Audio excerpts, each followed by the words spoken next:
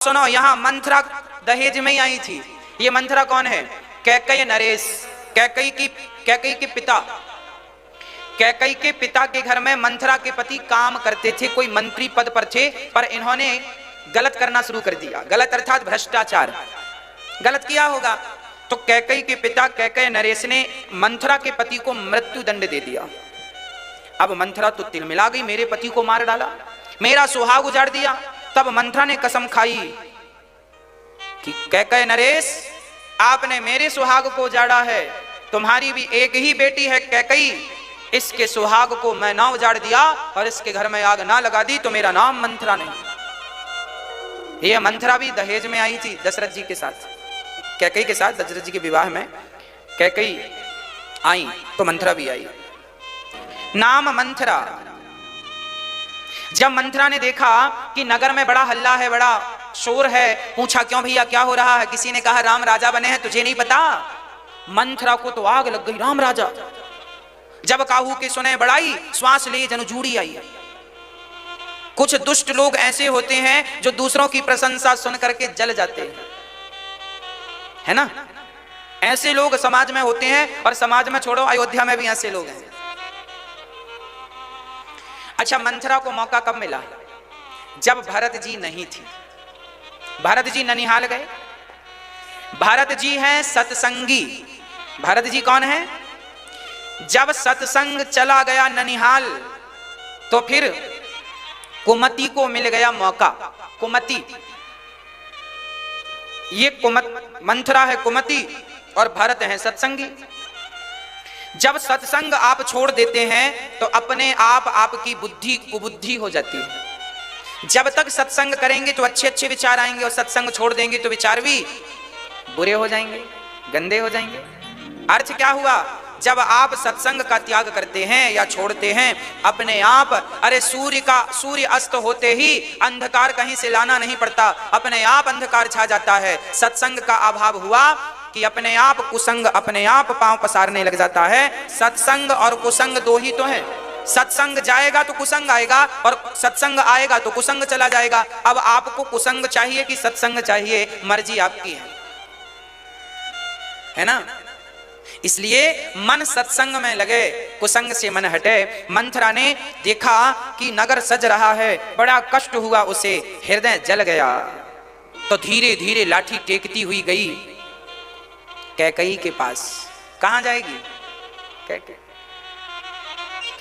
कैकई के पास गई। उस समय कैकई मां विश्राम कर रही थी, दिन में खा पी कर लेटी थी, आंख लग गई, है ना? आप लोग सोते हैं कि नहीं दिन में? ना सोया करिए। कैकई सो रही हैं तो मंथरा क्या बोलती? हाँ, कुछ दिन और सो लो, आगे से तो दिन में सोने को मिलेगा नहीं। कैकई बोली, मंथरा तेरा दिमाग खराब हो गया, क्या बोल रही है? आगे से सोने को नहीं मिलेगा? क्यों नहीं मिलेगा सोने को? अब कैसे सोओगी? देखो, ये जो मंथरा जैसे लोग होते हैं ना, बड़ी चतुराई से बात करते हैं। आज भी मंथरा जैसे लोग समाज में पाए जाते हैं, जो अच्छे खासे घर में भी आग लगा दे, इन्हें मंथरा कहते हैं। ये चलती फिरती माचिस की डिबिया है, चलती फिरती माचिस की एक तीली इनकी पर्याप्त है जलाने को, और ये तो भरी है हजारों तीलियों से। बच के रहियो मेरी माँ। अच्छा, आप लोग तो नहीं लगाते किसी के घर में आग? आग ना लगाया करो, बाग लगाया करो, बाग बगीचा। आग तो जलाती है और बगीचा तो आनंददायक है, सब बगीचे में बैठना चाहते हैं।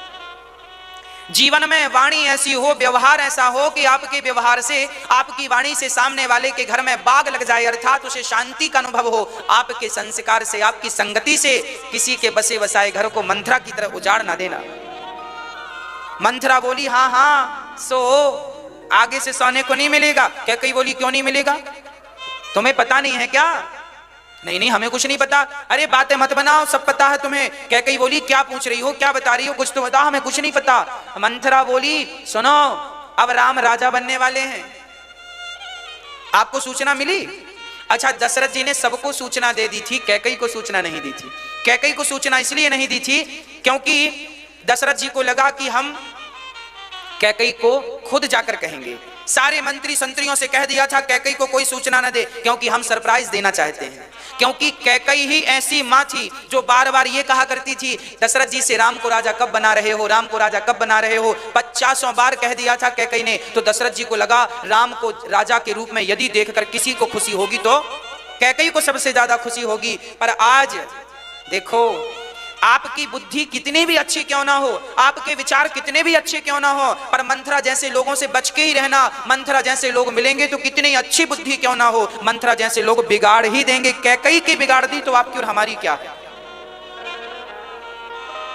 कैकई जैसी मां बिगड़ गई, को ना कुसंगत पाए नसाही। अरे कुसंग पाकर भला इस सृष्टि में नाश किसका नहीं हुआ, ये तो बता दो। जिन जिनका नाश हुआ है केवल कुसंग पाकर ही तो हुआ है। इसलिए आप अपने घर के वातावरण को, अपने बच्चों के वातावरण को कुसंग से, जो माँ बाप अपने बच्चों को कुसंग से बचाने में सफल रहे वो माँ बाप जंग जीत गए, और जो माँ बाप अपने बच्चों को कुसंग से ना बचा सके वो जंग हार गए। आज समाज में सबसे बड़ी चुनौती है कि बच्चों को कुसंग से बचाना है। हर जगह कुसंग है, घर के बाहर कुसंग है, और तो ठीक है अब तो घर पर ही कुसंग है। सबसे बड़ा कुसंग का साधन है मोबाइल। आजकल मोबाइल सबसे बड़ा कुसंगी है। आजकल किसी की जरूरत नहीं है, एक मोबाइल दे दो बच्चों को, अपने आप नाश हो जाएगा। किसी का भी नाश कराना हो, सत्यानाश कराना हो, मोबाइल पकड़ा दो, सत्यानाश हो जाएगा। आप अपने बच्चों का नाश कराना चाहते हैं तो मोबाइल देते रहो उनको, क्योंकि मोबाइल में हर चीज है आजकल, अच्छी से अच्छी और बुरी से बुरी। इसलिए जो माँ बाप अपने बच्चों को आज के युग में 21वीं सदी 2021 में जो माँ बाप अपने बच्चों को मोबाइल से बचा लेंगे वही माँ बाप जंग जीत पाएंगे, नहीं तो जंग हार जाओगे। मोबाइल आजकल किसी की जरूरत नहीं है। पहले लोगों को डर लगता था हमारा बेटा कहीं शराबी की संगत ना कर ले, कहीं जुआड़ी की संगत ना कर ले। आजकल इनसे डरने की जरूरत नहीं है, इनसे तो डरो, पर सबसे बड़ा तो मोबाइल है। एक मैया ने हमें अपनी बात सुनाई। उन्होंने कहा गुरुजी, अयोध्या में कथा थी, तब वो मैया आई, जम्मू कश्मीर क्षेत्र की थी। उन्होंने हमसे कहा महाराज जी हमारा बेटा, एक ही बेटा था और हमारी शादी के बहुत सालों बाद पैदा हुआ, तो बड़ा लाड़ प्यार का था। तो हम मांगा मोबाइल, तो हमने मोबाइल दिला दिया। पिता ने मना किया मत दिलाओ मोबाइल, पर बेटे को जिद किया तो मोबाइल दिला दिया। थोड़ा बड़ा हुआ तो और अच्छा बड़ा मोबाइल दिला दिया। अब वो इतना मोबाइल में घुसा कि सारी पढ़ाई लिखाई छोड़कर दिन भर मोबाइल चलाता, दिन भर मोबाइल। और माँ मोबाइल एक दिन छीन के मोबाइल को फेंक दिया। तो जिस माँ ने मोबाइल दिलाया था अभी उसकी उम्र केवल 16 साल की थी, और माँ ने मोबाइल छीना तो उस बच्चे ने माँ के गाल में एक थप्पड़ जमाया जोर का, मेरा मोबाइल छीन लिया तूने। बेटे ने अपनी मां के गाल में एक थप्पड़ जमाया। वो मां रोई और दोस्त किसको दिया, अपना माथा पीटने लगी, विधाता मैंने क्यों मोबाइल दिलाया था, मैंने मोबाइल से ना दिलाया होता तो आज ये दिन देखने ना पड़ते। इसलिए बच्चों को कुसंग से बचा लीजिएगा, है ना, कुसंग। हम भी मोबाइल का उपयोग करते हैं, पर उतना ही जितनी जरूरत है, जितना उपयोग करना चाहिए उतना करते हैं। हमें तो फुर्सत ही नहीं है मोबाइल चलाने की, बात करने की। आप अपने आप को, अपने बच्चों को इतना बिजी कर दो उनकी योग्यता, उनको योग्य बनाने में कि उन्हें इन चीजों का समय ही ना मिले। आदमी तब बिगड़ जाता है, व्यक्ति तब बिगड़ जाता है जब उसके पास समय होता है बिगड़ने का। हमें तो बिगड़ने का भी समय नहीं। किसकी संगत में जाएंगे, है ना। भगवान में, अच्छे कामों में अपने आप को बिजी कर दो बस। खाली दिमाग शैतान का ही होता है, खाली रहेगा तो कुछ उल्टा सीधा ही करेगा या सोचेगा। कैकई कहती हैं तू क्या कहना चाहती है। तब मंथरा ने स्पष्ट किया कि राम राजा बनेंगे तो उनकी मां कौशल्या महारानी बनेंगी, और फिर वो महारानी कौशल्या तुमसे अपने पांव दबाएंगी, पोंछा लगवाएंगी, झाड़ू लगवाएंगी, तुम्हारे भरत से काम करवाएंगी। अब तो पूरी सौतनों की कथा सुना डाली मंथरा। सुनो, कद्रू विनीता को सुनो। कश्यप की पत्नी कद्रू और विनीता एक सर्प की मां थी, एक गरुड़ की मां थी। एक दिन एक ने कहा कि सूर्य भगवान का घोड़ा वाइट है, सफेद है। तो सर्पों की मां ने कहा सफेद नहीं है, काला है। चलो शर्त लग गई। बोले जो शर्त जीतेगा वो हारने वाले को दासी बनाएगा, ठीक है। तो सर्पों की मां ने सांपों से कहा, जाओ सूर्य भगवान के घोड़े में तुम लिपट जाओ तो काला हो जाएगा। तो सांप काले काले गए और सब लिपट गए तो काला हो गया। विनीता हार गई, कद्रू शर्त जीत गई। अब कद्रू शर्त जीत गई, देख लो घोड़े काले हैं, तुमने कहा था सफेद है, अब मेरी दासी बनो। तो कद्रू विनीता से अपने कपड़े साफ करवाती, आते जाते गाल पे 2 थप्पड़ जमाती। दोनों सौत थी ना, एक ही पति की पत्नियां थी कश्यप की। बड़ा अत्याचार किया, बिल्कुल खाने पीने को कुछ देती नहीं है, दुबली। एक दिन गरुण जी आए और गरुण जी ने कहा, माँ तुम बड़ी दुबली पतली हो गई। तब पूरा दुख सुनाया, बेटा तेरी इस माँ ने मेरे साथ गलत किया, वो झूठा ही सांपों को लपेट के शर्त जीत गई और मुझे दासी बना लिया बलपूर्वक। गरुण जी बोले, अभी मैं पछाड़ मारता हूं इन्हें। गरुण जी गए और सारे सांपों को खाने लगे। कद्रू से सर्प बोले, माँ माँ मेरा भाई सबको खाए जाएगा। कद्रू गई, गरुण क्या कर रहे हो, तुमने मेरी मां के साथ अत्याचार किया, तुम्हारे सारे बेटों को मैं खा लूंगा। तो गरुण जी खाने लगे। फिर कद्रू को दिखाया, देख घोड़े काले नहीं सफेद हैं सूर्य भगवान के। तब कद्रू ने अपनी बात स्वीकार की, क्षमा मांगी। तब से गरुण जी से सांप डरने लगे। ये दोनों भाई भाई हैं, एक ही माँ इनकी अलग अलग है, पर इनकी माँ के साथ अत्याचार हुआ तो गरुण जी ने सांपों को खाना शुरू कर दिया। इसलिए आज भी कालिया नाग उसी डर से तो काली दह पे घुस गया था, है ना। कालिया नाग की कथा भगवान फिर गेंद के बहाने गए। कहने का अर्थ यह हुआ कि सौतों की कथा सुना सुना के मंथरा ने कैकेयी को ऐसा कर दिया कि तेरी भी कौशल्या तुझे दासी बनाएगी और काम कराएगी, और गाल पे थप्पड़ और ये और वो क्या क्या ना कहा, डरा दिया। कैकेयी मां डर गई, और जब डर गई कैकेयी मां पहले डरी नहीं, मंथरा को डांटा, राम जी राजा बन रहे हैं, तेरा पेट दर्द क्यों कर रहा, ठीक तो बन रहे हैं राम जी राजा। मंथरा बोली, हमें क्या नुकसान है राम राजा बने, कुछ नहीं, पर हमें तो तुम्हारी चिंता है, तुम्हारे भरत की चिंता है। याद रखना, ऐसे लोग ऐसी ही बातें करते हैं कि हमें तुम्हारी चिंता है। ऐसे लोगों से आप बच जाए ना, बढ़िया है। कैकेयी ने डांटा है, पर डांटते समय मुस्कुरा दी ना कैकेयी मां, हंस दी तो बात बिगड़ गई।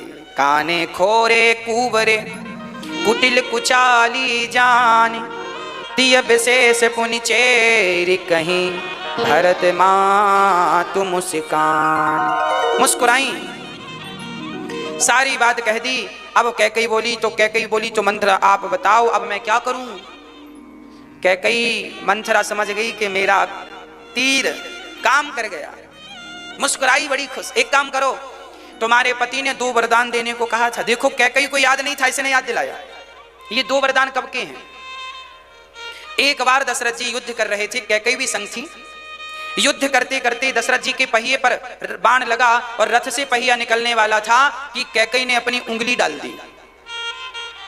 इनकी उंगली लहू लुहान हो गई। दशरथ जी युद्ध जीते। दशरथ जी ने देखा, देवी आपकी उंगली में चोट कैसे है। तब पूरी बात बताई कि ये रथ का पहिया निकल जाता तो आप रथ से गिर जाते, युद्ध हार जाते, मैंने उंगली डाल दी। दशरथ जी बड़े प्रसन्न हुए। अच्छा, मेरी रक्षा के लिए आपने अपने प्राण संकट में डाले, देवी जाओ मैं तुम्हें 2 वरदान दूंगा, जो तुम मांग लो, आज मैं 2 चीजें तुम्हें दूंगा। कैकेयी ने कहा, उधार नहीं, जब जरूरत पड़ेगी मांग लेंगी।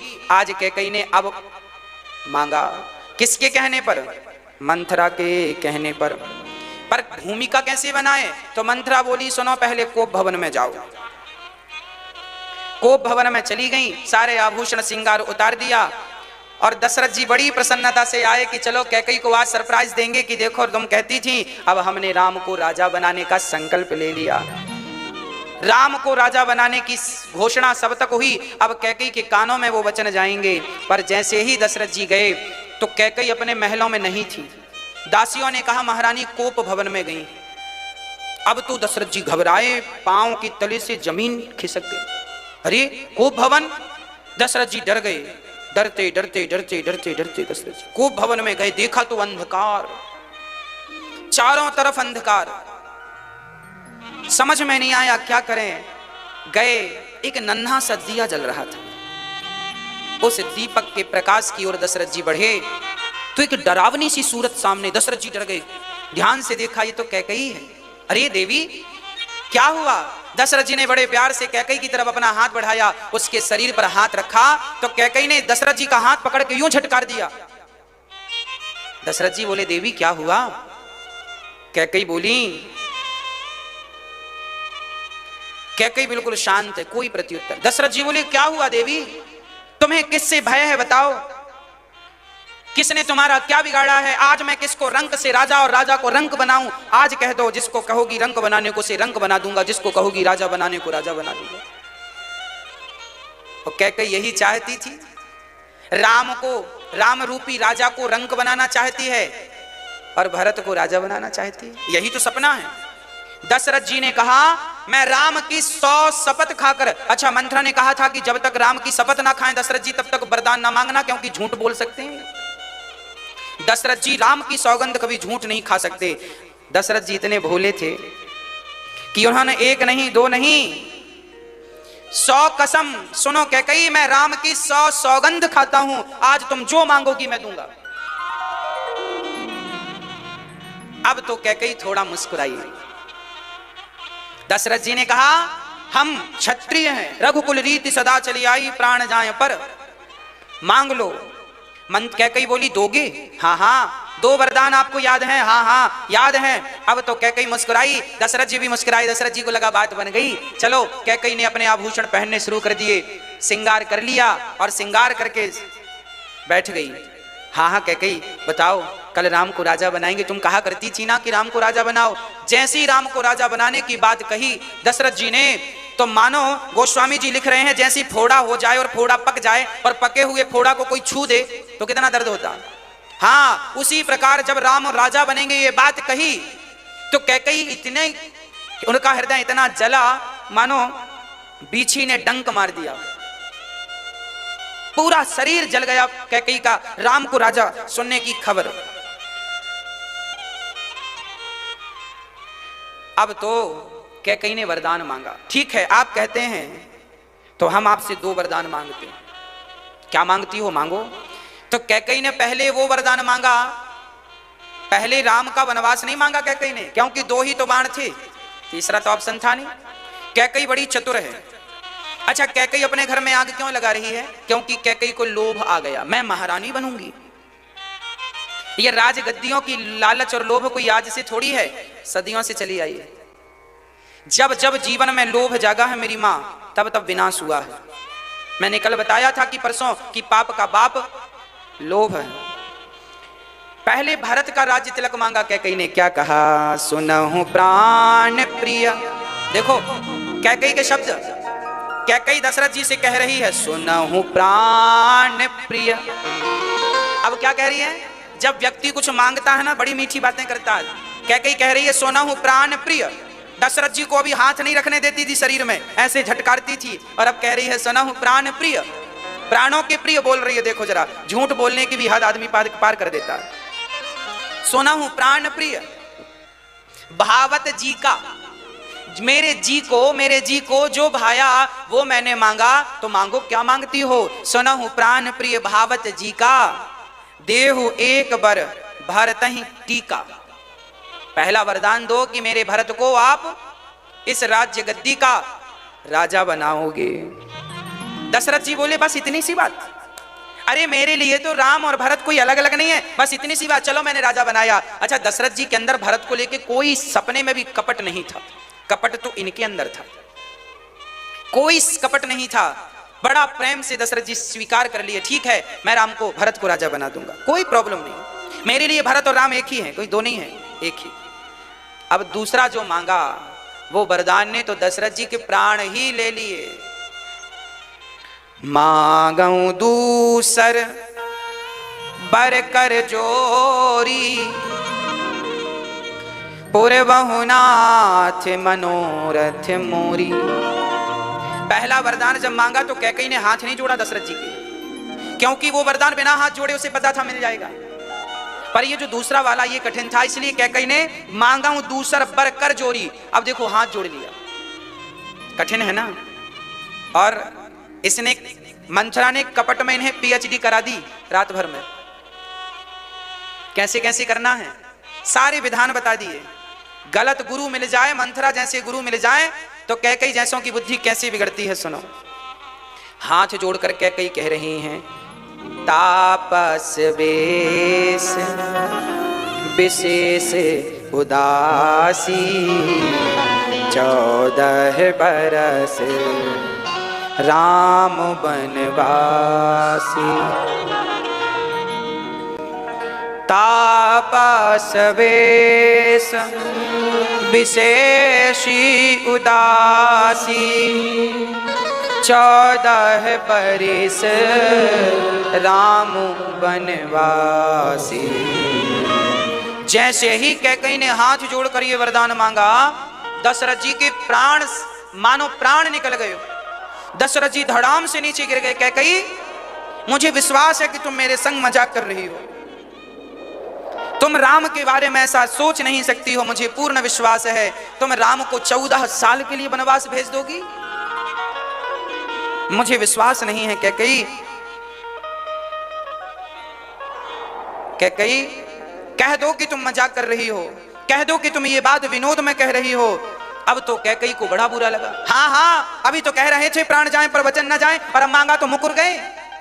फिर मत कहा करो कि हम क्षत्रिय हैं और प्राण जाएं पर वचन न जाएं। वचन बचा के रख लो, हमें कुछ नहीं चाहिए। मत दो अपने वचन, आपने कहा था सो हमने मांगा था, हमें जरूरत नहीं थी मांगने की। अब तो कैकई उल्टी बात करने लग गई। कैकई को दशरथ जी कैसे समझाएं? दशरथ जी ने कहा, कैकई मैं भरत को राजा बना दूंगा, अभी बुलवाता हूं, मैं कल ही भरत का राज्य तिलक कर दूंगा। पर कैकई मेरे राम को वनवास ना भेजो, नहीं तो ये दशरथ बचेगा नहीं, प्राण निकल जाएंगे, प्राण निकल जाएंगे। अब तो कैकई ने बोला, बड़ी बड़ी डींगे मार रहे थे, हम क्षत्रिय हैं, मुकुरते नहीं हैं। क्या कहें अब दशरथ जी। राम राम रट बिकल भुआलू, जनु बिनु पंख विहंग विहालू। जैसे पक्षी के पंख नोच लेने के बाद उस पक्षी की क्या हालत होती है, जिस पक्षी के पंख काट दिए जाएं उसकी जैसी हालत है, आज दशरथ जी की वैसी हालत हो गई। राम को वनवास 14 वर्ष के लिए। कैकई, मैं तेरे पांव छूता हूं, मेरे राम पर इतना बड़ा अत्याचार ना कर, बहुत छोटा है, पांव बड़े कोमल हैं। क्या गुजरेगी उस राम पर कि मैंने उसे रात को तो राजा बनाने का सपना दिखाया और सुबह वनवास भेज दिया। क्या कहेंगे लोग? कैकई, तेरे नाम पर थू थू करेंगे लोग। कैकई बोली, मुझे धमकी मत दो। पता नहीं, गोस्वामी जी लिख रहे हैं कि आज कैकई पत्थर की हो गई, कुछ भी सुनने को तैयार नहीं, कुछ भी समझने को। वो दशरथ जी कह रहे हैं मैं मर जाऊंगा। हाँ हाँ, तो मर जाओ, अयोध्या उजड़ जाएगी। हाँ हाँ, उजड़ जाने दो। अब तो दशरथ जी अचेत होकर गिर गए, सब समझा लिया। तब दशरथ जी ने क्रोध में कहा, हट जा मेरे सामने से, अपना मुंह मत दिखा, तेरा मुंह नहीं देखना चाहता मैं। क्यों तूने मेरे प्राण बचाए? अरे मैं रथ से गिर के मर जाता, क्या जरूरत थी तुझे उंगली लगाने की? विधाता, मैं तब मर जाता। इस मरने से अच्छा वो मरना था, ऐसे मरने से अच्छा वो मरना था। कैकई, यदि तूने तब मुझे मर जाने दिया होता तो मैं एक ही बार मरता, पर मैंने तुझे 2 वरदान देकर आज मैं हर क्षण मर रहा हूं, हर क्षण मर रहा हूं, हर क्षण मर रहा हूं। दशरथ जी अचेत होकर पड़े हैं। उसी क्षण श्री सुबह हो गई। आज पहली बार हुआ कि सुबह हो गई, सूर्य उदय हो गए। सारा समाज खड़ा था, ढोल नगाड़े बज रहे थे कि आज तो राम राजा बनेंगे। सुमंत्र जी ने देखा कि आज तो पता नहीं दशरथ जी कहां चले गए। जाकर देखा तो कैकई की दासियों ने कहा कोप भवन में है। दशरथ जी का हाल जब देखा सुमंत्र जी ने, आहा, सुमंत्र जी तो मानो उन प्राण उनके भी निकल गए। दशरथ जी का मुंह सूखा था, अचेत जमीन पर यूं पड़े थे। आज सम्राट दशरथ, आज राम के पिता यूं जमीन में पड़े हैं और कैकई वहां बैठी हैं सिंगार करके। पति यहां मर रहा है और वो अपने सिंगार में लगी हैं। सुमंत्र जी समझ गए कि जरूर कैकई ने कोई कुचाल की है। गोद में सिर रखा, क्या हुआ? बस दशरथ जी एक ही बात कहते हैं, मेरा राम राम राम राम, राम को बुला दो। सुमंत्र जी दौड़े दौड़े गए और राम को निवेदन किया। उस समय राम जी का दूध दही इत्यादि जो राजा बनता है, पंचामृत से स्नान, सब लोग स्नान करा रहे थे। तभी भगवान श्री राम एक कपड़ा कमर में लपेटकर एक कपड़े के ऊपर कंधे पर डालकर यूं ही, क्योंकि वो स्नान की मुद्रा में थे, उसी क्षण राम जी, पिता की आज्ञा हुई कि पिता ने बुलाया है, तुरंत चल पड़े। दशरथ जी महाराज जी जब राम जी गए तो राम ने देखा पिता बिकल पड़े थे, राम जप रहे थे। तुरंत राम जी ने उठाकर पिता को गोद में ले लिया। क्या हुआ पिताश्री, आपकी ये हालत कैसे हुई, क्या हुआ? राम जी कुछ कह ना पाए, दशरथ जी कुछ कह ना पाए। आज दशरथ जी ये कैसे कह दें कि बेटा तुम वनवास चले जाओ? याद रखना, दशरथ जी ने एक बार नहीं कहा कि वनवास चले जाओ। कैकई आ गई, बेटा राम तेरे पिता कुछ नहीं बताएंगे, मेरे से सुन। हाँ हाँ माँ आप बताओ क्या हुआ? तेरे पिता ने आज के बहुत वर्ष पहले मुझे 2 वरदान दिए थे कि जब मांगोगी दूंगा। हाँ हाँ माँ, तो पिता ने दिए कि नहीं? हाँ हाँ दिए, पर अब उसे निभा नहीं रहे हैं। माँ आपने क्या मांगा? बेटा पहला वरदान मांगा मैंने भरत को राजा, आप भरत को राजा बनाओ। राम जी प्रसन्न हो गए, वाह मेरा भाई राजा बनेगा, वाह पिताश्री ये तो बड़ी खुशी की बात है, इसमें इतना रोने की क्या जरूरत है? भरत तो हमारा बड़ा लाडला भाई है, आपका प्यारा बेटा है, पर वो राजा बनेगा तो हमें अच्छा लगेगा, हम कहेंगे कि हम भरत जैसे राजा के भाई हैं। दशरथ जी शांत रहे। कैकई ने कहा सुनो राम, मैंने दूसरा वरदान भी मांगा है। क्या मां? बेटा तुम्हें 14 साल के लिए वनवास जाना पड़ेगा। तापस वेश विशेष उदासी 14 वर्ष राम वनवासी। अब तो राम जी सुनकर बड़े प्रसन्न हो गए, वाह पिताश्री इतनी सी बात, आप इतनी सी बात को लेकर इतने व्याकुल, इतने परेशान, इतने धीर वीर गंभीर राजा दशरथ आज यूं अचेत होकर जमीन पर लेटे हैं इतनी सी बात के लिए। दशरथ जी टुकुर टुकुर देख तो रहे हैं पर कुछ बोलने की सामर्थ्यता नहीं है। राम बोले पिताजी आपका ये पुत्र क्या आपकी इतनी सी बात नहीं मानता? क्या आपको अपने राम पर इतना विश्वास नहीं था जो आपने अपनी यूं हालत कर रखी है? आप बैठिए पिताश्री, आप आशीर्वाद दीजिए, मैं जा रहा हूं, आपके वचन का पालन करूंगा। आपके याद रखिए पिताश्री, मेरे प्राण निकल जाएंगे तो भी मैं आपके वचन को मिथ्या नहीं होने दूंगा। प्राण जाएं पर वचन न जाए, धन्य है वो रघुकुल रीति जहां प्राण चले जाएं पर वचन न जाए। राम जी ने इसका निर्वहन किया। दशरथ जी कुछ बोल नहीं रहे हैं, तो क्या दशरथ जी के बिना बोले राम जी वनवास चले गए? हाँ, पुत्र 3 प्रकार के होते हैं। एक पुत्र वो होता है जो पिता के कहने के बिना उनका काम कर दे, एक पुत्र वो होता है जो कहने पर काम करे, और एक पुत्र वो होता है जो कहने पर भी, जो पुत्र पिता के कहने के पहले ही उनका काम कर दे वो उत्तम पुत्र है। जो पुत्र पिता की आज्ञा पर, पिता के कहने पर काम करे वो मध्यम पुत्र है, और जो पिता के कहने पर भी उनकी आज्ञा का पालन ना करे वो अधम पुत्र है। 3 प्रकार के पुत्र माने गए हैं, उत्तम, मध्यम, अधम। राम जी कौन से पुत्र हैं? उत्तम। क्यों उत्तम है? क्योंकि उन्होंने पिता के कहने के पहले ही उनकी आज्ञा का पालन कर लिया। कैकई मां ने कहा तो दशरथ जी को कहने की जरूरत नहीं पड़ी, और राम जी पिता को सांत्वना दे रहे हैं। देखो पिताश्री आप आज्ञा दो, 14 वर्ष में यूं ही पूरा करके आपके चरणों की सेवा करूंगा, भरत को राजा बनाइए। ये कहकर राम जी पिता को प्रणाम करके, मां कैकई को प्रणाम करके, कैकई के प्रति कोई विचार ऐसा नहीं हुआ कि मेरी मां ने मुझे वनवास भेज दिया, मेरी खुशियों पर आग लगा देना, वो भगवान है। कुछ लोग कहते हैं आप राम को भगवान क्यों मानते हैं? अरे भाई ऐसी विषम परिस्थिति में जिसके होंठों पे मुस्कान बनी रहे उसे आप भगवान नहीं कहेंगे तो क्या कहेंगे? किसी बेटे को घर से निकाल दिया जाए, देखो जरा उस बेटे का मुंह, पर राम जी के बारे में लिखा है राम जी प्रसन्न चित्त से बाहर आए, छत्रधर ने छत्र लगाया, राम जी बोले अब इसकी कोई जरूरत नहीं है, आगे चले। तुरंत राम जी अपनी माँ कौशल्या के पास गए, कौशल्या माँ को लेट कर प्रणाम किया। कौशल्या माँ ने कहा बेटा आजा, आज तुझे अपनी गोद में बिठाल कर प्यार कर लूं, क्योंकि कल से तू राजा हो जाएगा ना। राम जी बोले माँ मैं कल से राजा नहीं होऊंगा, मैं राजा हो गया। अरे तेरा राज तिलक हो गया? हाँ माँ राज तिलक हो गया मेरा। कहाँ हो गया? बोले अब भी पिता ने राजा बनाया मुझे। कहाँ का राजा बनाया? बोले राम जी पिता दीन मुहि कानन राजू, मुझे पिता श्री ने जंगल का राजा बना दिया।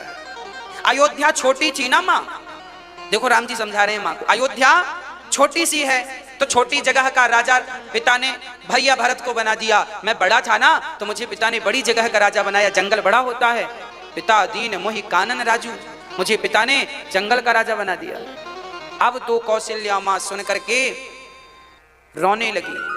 कौशल्या ने कहा, बेटा ये बता, तुझे वनवास भेजा किसने? किसने कही तुझे वनवास जाने की बात? क्या पिता का अधिकार है कि वो तुझे वनवास भेज दे? मैं तेरी मां हूं, मेरी आज्ञा के बिना कोई निर्णय दशरथ जी नहीं लेंगे। मैं उनकी पत्नी हूं और तेरी मां हूं। कौशल्या बोली, मैं अभी जाती हूं। राम जी बोले, ना मां, आप मत जाओ। कौशल्या बोली, तो ये बात किसने कही कि तुझे वनवास जाना है? क्या पिता ने कही? यदि पिता ने कही है तो उनकी बात मत मानना, क्योंकि उनका अधिकार नहीं है कि वो तुझे वनवास भेज दे। मैं तेरी मां हूं, मेरा भी अधिकार है कि मैं तुझे रोक लूं। हाँ, यदि किसी मां ने तुझसे कह दिया हो कि वनवास चले जाओ, तो कौशल्या मां ने कहा, फिर मैं तुझे नहीं रोकूंगी। राम जी मुस्कुराए, मां, मुझे पिता ने नहीं बोला, मुझे तो मां ने बोला है। कौन मां ने? कैकेयी मां ने। कौशल्या को विश्वास था कि राम को सबसे ज्यादा स्नेह करने वाली कैकेयी है। कौशल्या को क्या लगा कि यदि राम वनवास चले गए तो कहीं कैकेयी मर ना जाए। पर जब ये सुना मां ने कि वनवास तो कैकेयी ने भेजा है, तब फिर कौशल्या मां ने कहा, बेटा, जब तेरी मां ने तुझे बोल दिया तो असली मां तो कौशल्या तो भरत की मां है। जब ये छोटे थे ना राम और भरत जी, तो भरत जी हमेशा कौशल्या की गोद में रहा करते थे और राम हमेशा कैकेयी की गोद में। तो फिर ये बात हो गई थी कि सुनो कैकेयी, राम तुम्हारा और भरत हमारा, राम तुम्हारा और भरत हमारा। इसलिए कौशल्या ने कहा कि अब भरत तो मेरा बेटा है और राम तो कैकेयी का है। जब कैकेयी ने तुझे अपना दूध पिलाया, कई बार कौशल्या ने नहीं, कैकेयी ने अपना दूध पिलाया है राम को। कई बार राम जी कौशल्या का नहीं, कैकेयी का दूध सबसे ज्यादा पिए हैं। इसलिए कौशल्या जी कहती हैं, बेटा, मुझसे ज्यादा अधिकार तुझ पर तो उस कैकेयी का है। यदि कैकेयी ने कह दिया है तो फिर मैं तुझे मां की आज्ञा का उल्लंघन करने के संस्कार तुझे नहीं दे सकती। धन्य थी वो कौशल्या मां। राम को इसलिए नहीं रोका कैकेयी मां ने कि यदि मैं जोर जबरदस्ती करती हूं तो मां की आज्ञा का उल्लंघन हो जाएगा, और यदि मां की आज्ञा का उल्लंघन हुआ तो लोग राम के बारे में क्या कहेंगे? ये राम, ये तो अपनी मां की आज्ञा ही नहीं मानते। मां की आज्ञा माने राम जी, तब घर घर भगवान बन के पूजे राम जी। मां की आज्ञा ना माने होते तो बताओ राम को भगवान कहता कौन? इसलिए कहता हूं, आज के बच्चों को कुछ सिखाओ ना सिखाओ, 2 और 2 कितना होता है मेरी मां? 4। यदि आपके बच्चे 2 और 2 4 सीख गए, 10 और 10 20 सीख गए, पीएचडी की पढ़ाई कर ली, सीए हो गए और बड़ी ऊंची पोस्ट पर चले गए, पर वो अपनी मां की आज्ञा का पालन करना नहीं सीखे, तो बताओ क्या सीखा? क्या सीखा? सब कुछ सिखाया है आपने, केवल अपनी सेवा करना, माँ बाप का आदर सम्मान करना नहीं सिखाया। रामचरितमानस गरज गरज के कहती है, माओ की सेवा किया करो। कल हमारे पास एक मैया जी आई छत्तीसगढ़ से। मैया जी ने कहा कि हमारा बेटा स्कूल में प्रिंसिपल है, बहुत ऊंची पोस्ट में है।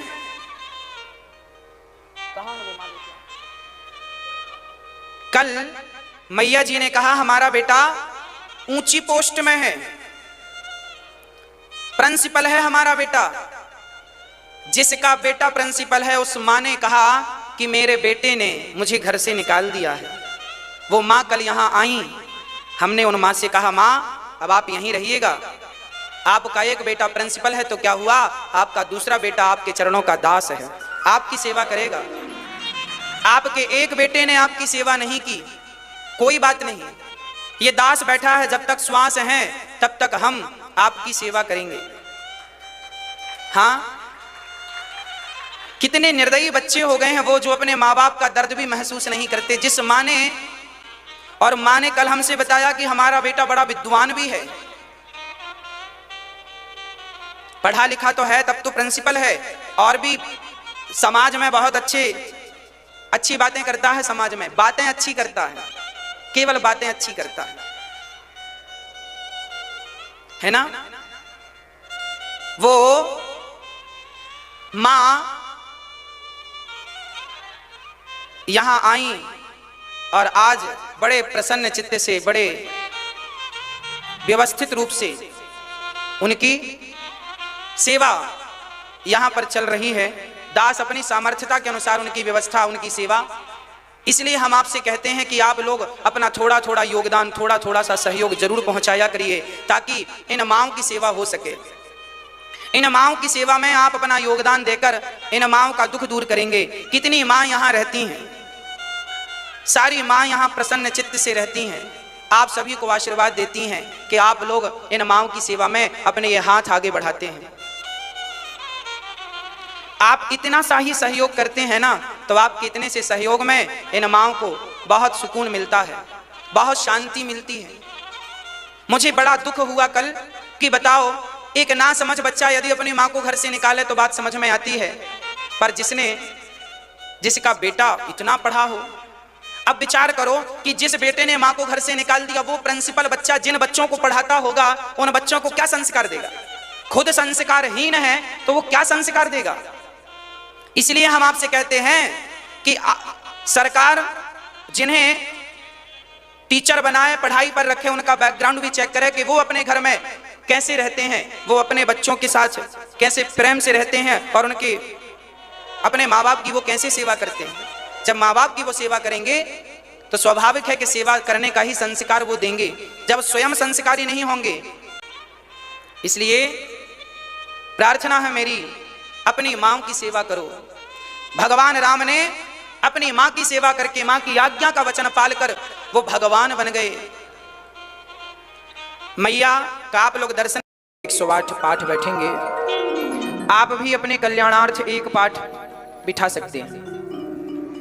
भागवत जी सब कुछ प्रदान करती हैं, साथ में आपको सुरक्षित करती हैं। भागवत जी का पाठ जब हम करवाते हैं तो उसमें एक नारायण कवच का पाठ होता है। भागवत जी के बीच में ही अपने आप होता है, 6वां स्कंध जब आता है तो नारायण कवच, उस नारायण कवच, वो जिसके संकल्प से नारायण कवच होता है, उसके जीवन में यदि किसी की मृत्यु है तो नारायण कवच तो मृत्यु भी टाल सकते हैं।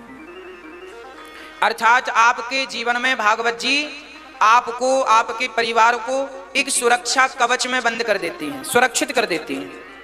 आधी व्याधि कोई भी प्रकार की समस्याएं आए, उसके पहले भागवत जी आपको उससे बचा लेती हैं। ये भागवत जी का प्रत्यक्ष फल है। राम जी वनवास की ओर चले, साथ में लक्ष्मण जी तैयार हुए, अपनी माँ से कहने गए, माँ क्या मैं राम के साथ चला जाऊं?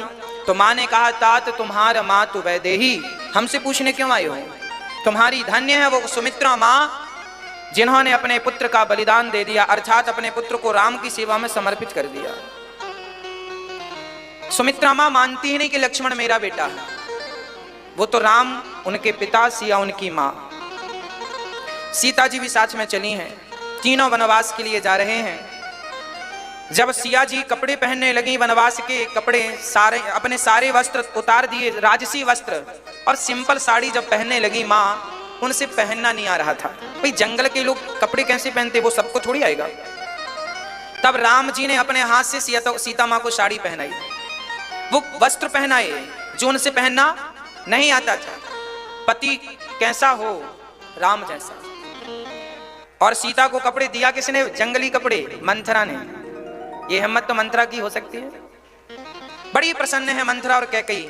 राम के वनवास में सारी अवध रो रही थी। यदि खुशी थी तो केवल 2 लोगों को, गुरु और चेला।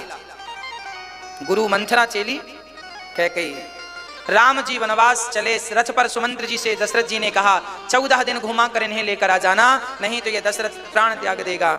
चले हैं, सारी प्रजा राम राम कहती हुई रो रही है, राम मत जाओ, राम मुझे छोड़कर मत जाओ। सारी प्रजा दुखी है। सारी प्रजा राम के संग चल पड़ी। तमसा नदी के तट पर पहली रात विश्राम हुई और पूरी रात लोग थके थे, सो गए। राम जी जागे और जागते ही आधी रात को वहां से चले आगे। राम जी श्रृंगवेरपुर पहुंचे, जहां निषाद राज ने उनका स्वागत सम्मान किया। निषाद राज को लक्ष्मण जी ने बहुत बढ़िया उपदेश किया है। अभी सीता जी, लक्ष्मण जी, राम जी निषाद राज के यहाँ सुरक्षित हैं, अभी राम को यहीं रहने देते हैं। आगे केवट प्रसंग चित्रकूट में भरत जी पहुंचे हैं लेने के लिए, वो प्रसंग हम आपको कल सुनाएंगे। लक्ष्मण जी ने बढ़िया बात कही है केवट निषाद राज जी से, उसे लक्ष्मण गीता कहते हैं। आइए वो कथा हम आगे की सुनेंगे। आज पावन सा दर्शन करें और ठाकुर जी की आरती में प्रवेश करें।